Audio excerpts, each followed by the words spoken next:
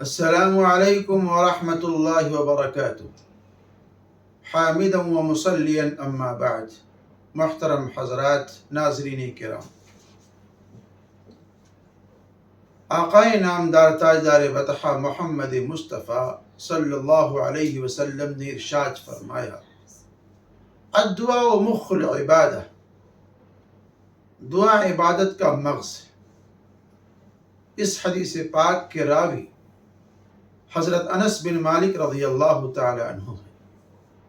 روایت فرماتے ہیں کہ نبی علیہ السلام نے ارشاد فرمایا، الدعاء مخ العبادہ، دعا عبادت کا مغز ہے۔ جس طرح سے ہم دیکھتے ہیں بہت سارے فروٹ اللہ رب العزت نے ہمارے اور آپ کے استعمال کرنے کے لیے، کھانے کے لیے پیدا فرمائے ہیں۔ ان فروٹ میں سے بہت سے پھل ایسے ہیں کہ اللہ رب العزت نے اس کے اوپر چھلکا رکھا ہے اور اس کا مغز اور گودا اس کے اندر، خول کے اندر اللہ رب العزت نے محفوظ کر رکھا ہے، تاکہ وہ مغز اور خول آلائشوں سے، گندگی سے اور دیگر چیزوں سے محفوظ رہ سکے اور صاف ستھری رہ سکے۔ اللہ رب العزت نے جو دعا ہمیں اور آپ کو کرنے کا سلیقہ اور طریقہ بتلایا ہے، یہ دعا تمام عبادات کے اصل الاصول میں سے، اس کے مغز میں سے، اس کے گودے میں سے ہے، اور دعا اللہ رب العزت سے خوب مانگتے رہنا چاہیے۔ ادعونی استجب لکم، اللہ خود کہتا ہے کہ مجھے پکارو، مجھ سے مانگو، مجھ سے سوال کرو، میں تمہاری پکار پر لبیک کہوں گا، تمہاری دعا کو قبول کروں گا۔ تمہارے مانگنے میں کمی ہو سکتی ہے، لیکن ہمارے دینے میں کوئی کمی نہیں۔ خدا سے مانگ لے، جو مانگنا ہو اے اکبر، یہی وہ در ہے جہاں آبرو نہیں جاتی۔ ہمیں اللہ سے مانگنا چاہیے اور اس یقین کے ساتھ میں مانگنا چاہیے کہ اللہ سے جو ہم مانگ رہے ہیں، سوال کر رہے ہیں، اللہ رب العزت ہمیں ضرور مرحمت فرمائیں گے۔ ایک بات اور یہ ہے کہ کیا بڑے آدمی چھوٹوں سے، عمر کے اعتبار سے، عہدے کے اعتبار سے، مقام و مرتبے کے اعتبار سے ان سے دعا کے لیے کہہ سکتے ہیں، یا چھوٹا بڑے سے دعا کے لیے کہہ سکتا ہے؟ یہ بات تو سمجھ میں آتی ہے کہ چھوٹا بڑے سے دعا کے لیے کہے، لیکن کیا بڑا چھوٹے سے بھی دعا کے لیے کہہ سکتا ہے؟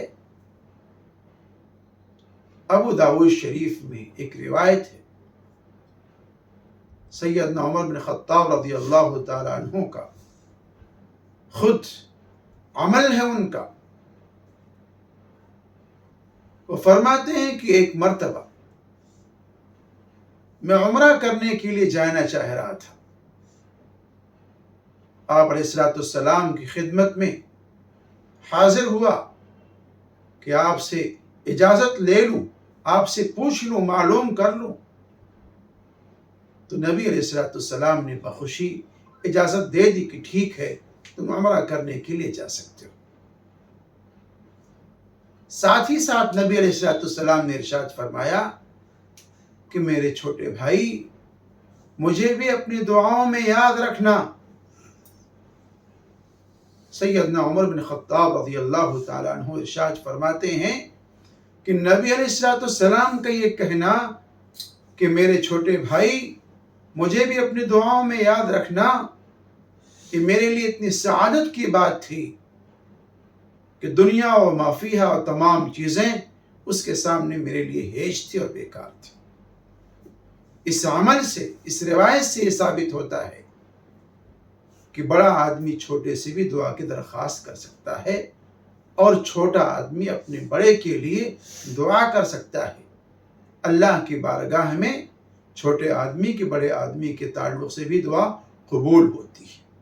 اس لیے میرے عزیزو، دعا کرنا نہیں بھولنا چاہیے، اللہ سے مانگنا نہیں بھولنا چاہیے، اللہ سے مانگتے رہنا چاہیے، سوال کرتے رہنا چاہیے، تضرع کے ساتھ، الحاح کے ساتھ، آہوزاری کے ساتھ، گڑ گڑا کر کے، فریاد کر کے، ایک دودھ پیتے بچے کی طرح جس طرح سے اپنے ماں کے سامنے جب رونے لگتا ہے اور بضد ہو جاتا ہے، سوچتا ہے کہ جب تک دودھ نہیں ملے گا میں خاموش نہیں ہوں گا، اسی طریقے سے ہم بندوں کو اللہ رب العزت کے سامنے عاجزی کے ساتھ میں، انکساری کے ساتھ میں اپنے مدعا کو، اپنی باتوں کو رکھنا چاہیے اور اللہ کی بارگاہ میں قبولیت کا یقین بھی رکھنا چاہیے۔